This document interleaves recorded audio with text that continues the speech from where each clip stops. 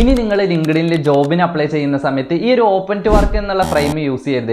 അതില്ലാത്തതിന് നമുക്ക് ജോബിന് അപ്ലൈ ചെയ്യാനായിട്ട് പറ്റും. ഈ ഒരു ഫ്രെയിം കാണുന്ന സമയത്ത് റിക്രൂട്ടേഴ്സിന് ഒരു ഡെസ്പറേഷനാണ്. നിങ്ങളുടെ ലിങ്ക്ഡിൻ പ്രൊഫൈൽ ഓപ്പൺ ചെയ്ത് കഴിഞ്ഞാൽ അതിൽ ഓപ്പൺ ടു വർക്ക് എന്നൊരു ഓപ്ഷൻ ഉണ്ട്. അതിൽ എഡിറ്റിൽ ക്ലിക്ക് ചെയ്ത് കഴിഞ്ഞാൽ നിങ്ങൾക്ക് നിങ്ങളുടെ ജോബ് ടൈറ്റിൽ, ലൊക്കേഷന് എല്ലാം നിങ്ങൾക്ക് ഇവിടെ എഡിറ്റ് ചെയ്യാനായിട്ട് പറ്റും. ഇവിടെ നിങ്ങൾക്ക് രണ്ട് ഓപ്ഷൻ ഉണ്ട്. നിങ്ങളുടെ ഇമ്മീഡിയറ്റ് ആയിട്ട് ജോയിൻ ചെയ്യാൻ റെഡിയാണോ, അല്ലെങ്കിൽ നിങ്ങൾ കാഷ്വലി നോക്കിക്കൊണ്ടിരിക്കുകയാണോ.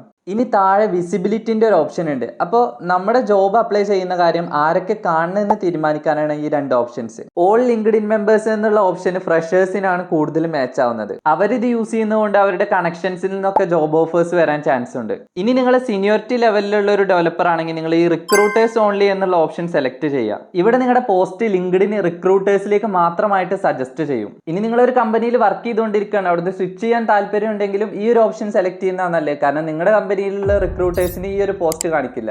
അപ്പോൾ വീഡിയോ ഇഷ്ടമായി കഴിഞ്ഞാൽ ലൈക്ക് ചെയ്യുക. മാക്സിമം നിങ്ങളുടെ ഫ്രണ്ട്സിനൊക്കെ ഇപ്പം തന്നെ ഷെയർ ചെയ്ത് കൊടുത്തോ.